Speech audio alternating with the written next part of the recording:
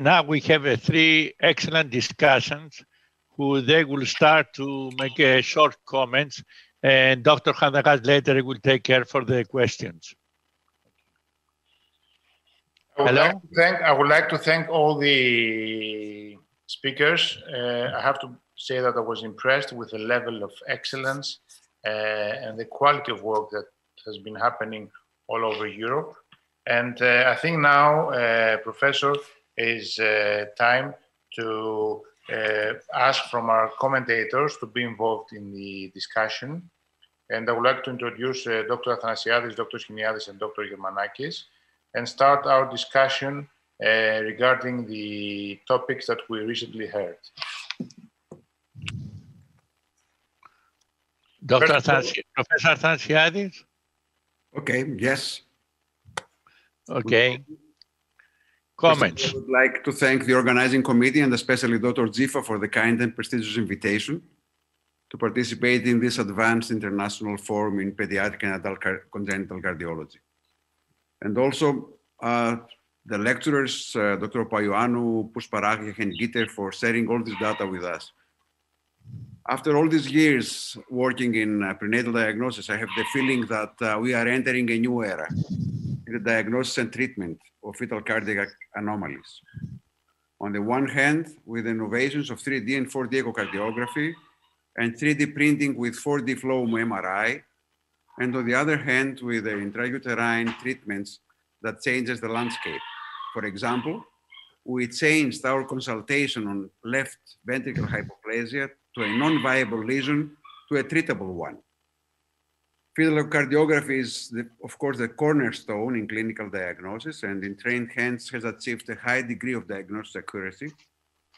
However, the challenge to diagnose lesions involving complex morphological cardiopathies with the highest sensitivity and minimization of the false positive and negatives guides us in the new imaging modalities in both US ultrasound and MRI. On the other hand, 3D printed geometries with MRI give us the opportunity to create specific hemodynamic models in an effort to improve surgical techniques, identify the risk factors for prenatal morbidity and mortality, as well as the study of the associated anatomical and intracardiac flow anomalies. For me, the most important issue is to continue our cooperation between the maternal and fetal medicine specialists and pediatric cardiologists in order to learn from each other's innovation and improve perinatal outcome. Once again, thank you for offering us this very important forum. Thank you. Dr. Hiniadis? Hello to everybody. Thank you very much for inviting me. And of course, I would like to thank the organizing committee and especially Dr. Tzifa and the president, Mr. Dr. Chandakas and Professor Farmakides. And of course, I would like to thank the speakers. I have to say that I feel very lucky. First of all, because we don't have so far such complications in our patients, at least in my patients. And secondly, I feel very lucky because I know that there are experts around and next to me that can take care of my patients if such mishaps arise. And I'm really humbled from what I've seen today, especially from the interventional part of the whole procedures described, and from the possibilities of the diagnosis, both by ultrasound and MRI that we have. Definitely, this is not something that we see every day in our patients or in our common practice and in our outpatients or even in our hospitals. But it is very important for us and for everyone to know that we can deal with that. And although it's unavoidable to have deaths, for example, or intrauterine deaths from these procedures, I think what we have to take as a message is that things do improve and techniques improve, and the learning curve that we have to follow is steep, but in the end, over the course of years, is very efficient. And therefore, I have to congratulate again and say that what I was discussing earlier with one of my colleagues is that we may feel sometimes in gynecology that we do something important, and we do probably something important. But I think that your job, saving real lives and correcting and uterine abnormalities, is astonishing. Thank you very much indeed. Dr. Germanakis?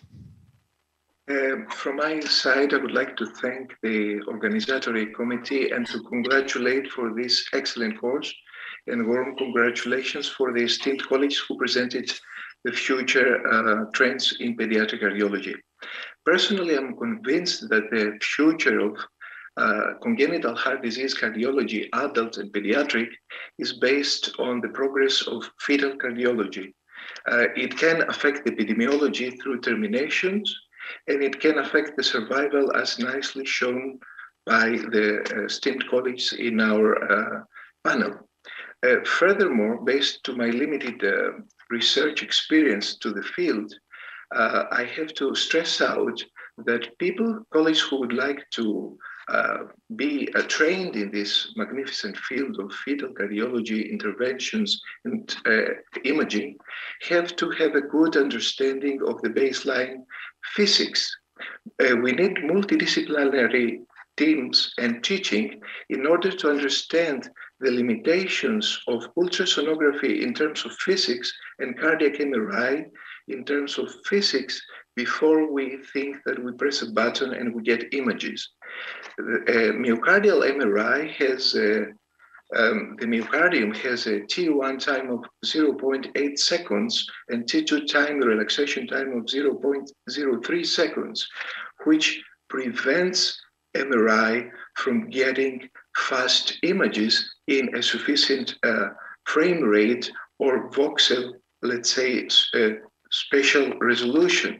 However, the progress with the very clever approaches and fantastic approaches of Dr. Pushparajah by eliminating motion and breathing artifacts, they're fantastic. So I would like to congratulate all partners and all colleagues to this panel. And I think that we have to keep on trying to establish centers and support centers of excellence, because these rare diseases have to be referred to European centers of excellence in order to have sufficient volume and expertise and to serve like training and teaching centers. Thank you. It was an honor to be present and to attend this excellent panel. Congratulations to all of you. Thank you. Thank you very much. Stephanie, can I take the privilege of the chair to ask 3 questions? Of course, Professor. Okay. My first question is to Apostolos. Do you think we have any indications to recommend termination of pregnancy in any congenital heart abnormalities? The second question is to Dr. Hiniadis.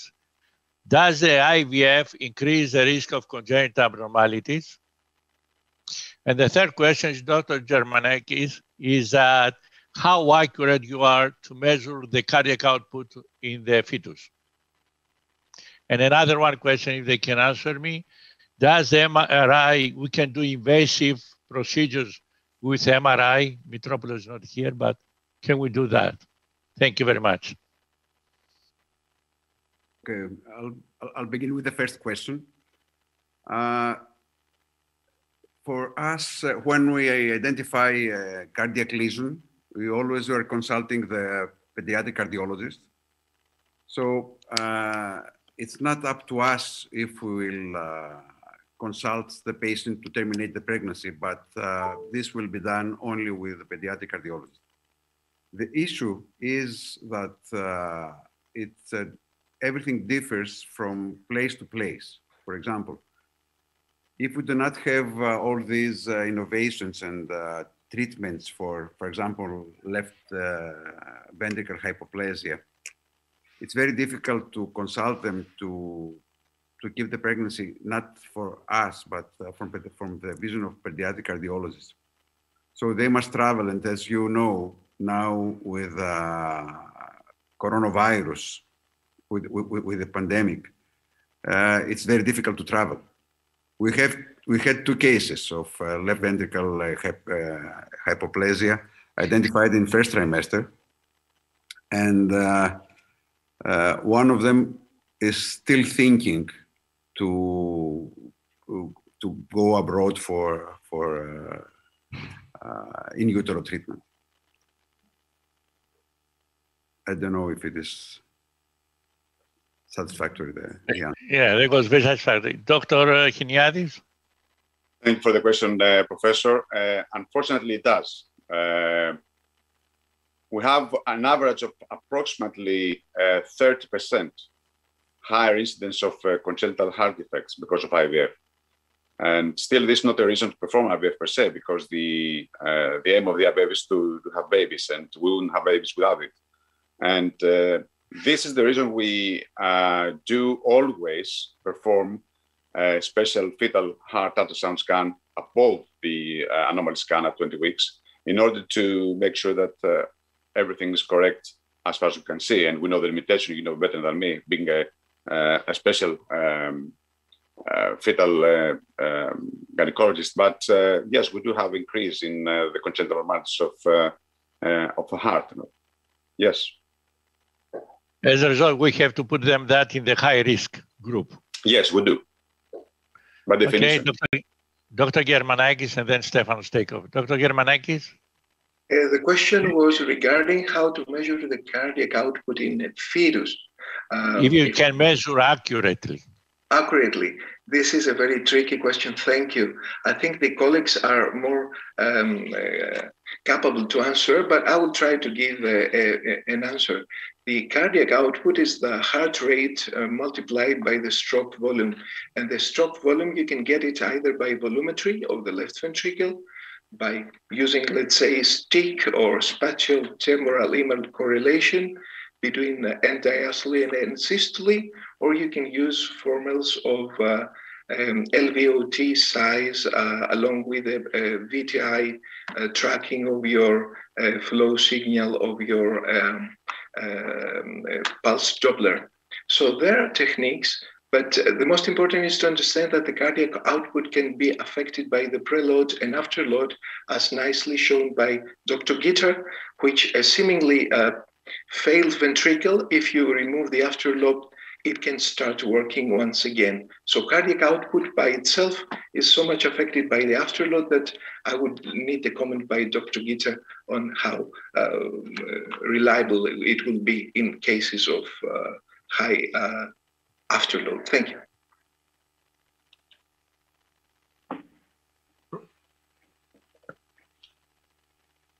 So would we get an answer, Dr. Gitter?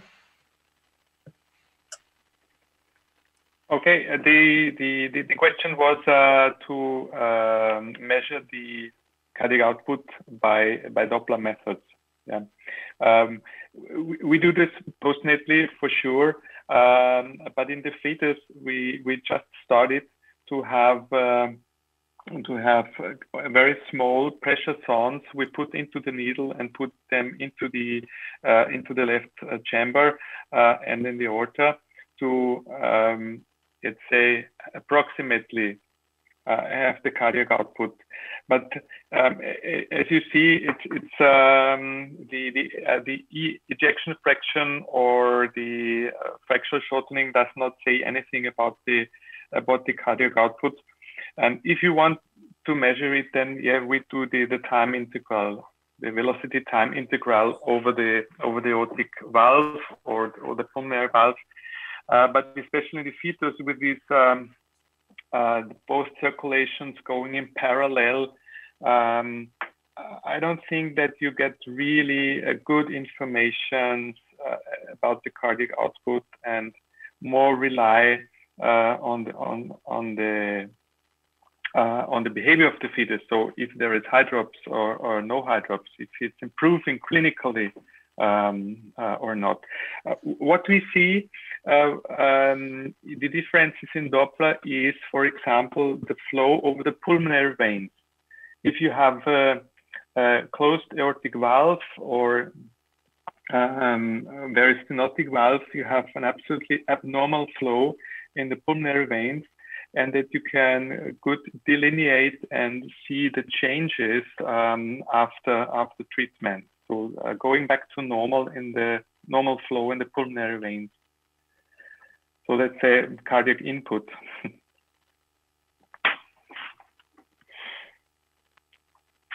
Okay.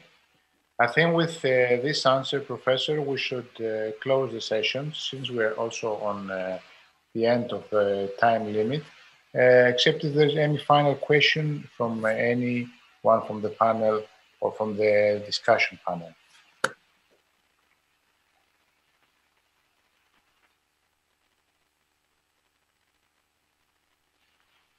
Okay. Dr. Tzifa, can we hear the question, please? Pardon? There's a question from Dr. Tzifa. We cannot thank enough the last three speakers for the truly amazing talks and the insight they gave us about the present and the future trends in fetal imaging and fetal cardiac interventions. I had a question for Roland Gitter. Thank you, Roland, for this wonderful talk.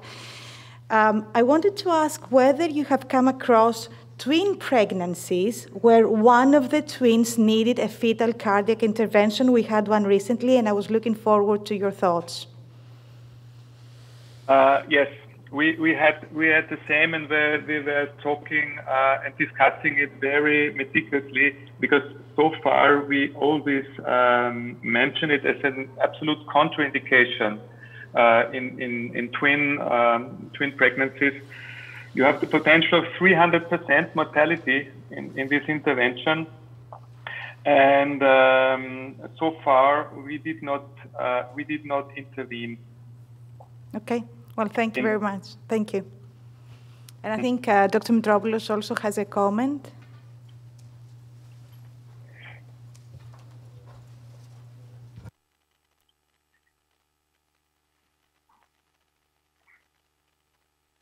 First of all, I would like to thank all the speakers for their superb talks. Professor Athanasiadis brought up a very important issue regarding who decides about the termination of the pregnancy and how extensive the counseling has to be with the family.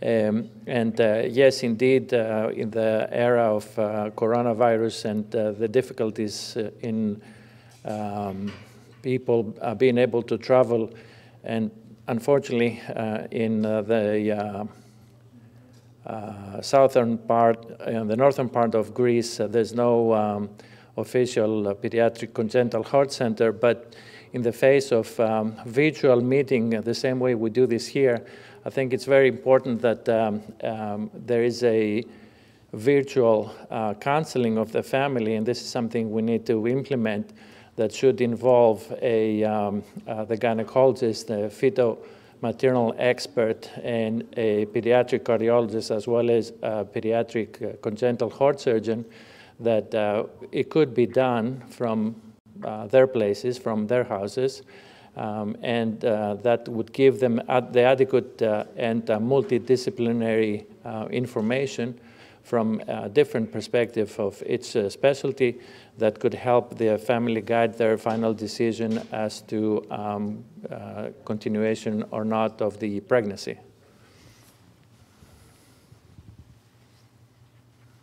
Thank you. I think it was an excellent meeting, an excellent session. I think we'll terminate here. And then my question goes for cardiac food, goes because the IUG are babies. But we'll talk another time. Thank you very much. I thank Dr. Chandakas, and I think we should continue these excellent meetings in ΜΗΤΕΡΑ Hospital. Thank you very much.